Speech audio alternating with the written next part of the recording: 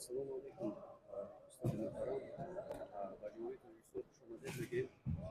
از نام جامعه والیبولی تاجیکستان و هواداران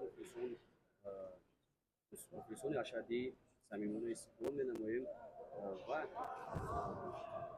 تاثیرات چه بود از تاجیکستان مرحبا. به نام خدا.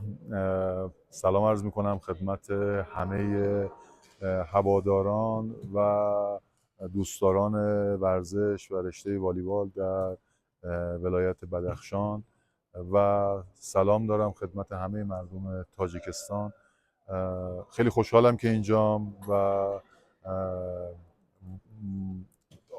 تمام تلاش رو میکنیم که در این مدتی که در بدخشان هستم بتونم اون تجربه‌ای که هست به بچه‌ها انتقال بدیم و باعث پیشرفت والیبال بدخشان و در نهایت پیشرفت والیبال تاجیکستان بشه.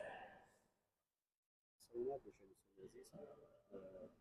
بار یکم هستند در تاجیکستان؟ بله، من اولین بار میام و خیلی خوشحالم از این موضوع.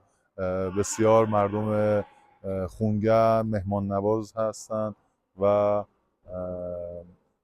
واقعا خوشحالم چون ما مردم ایران و مردم تاجیکستان از یه فرهنگ هستیم و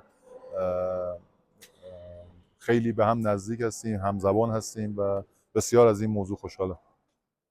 سلامت باشید عزیز. با ما بودند مربی درجه بین المللی داوود مقبولی. خوش آمدید بگیم استاد.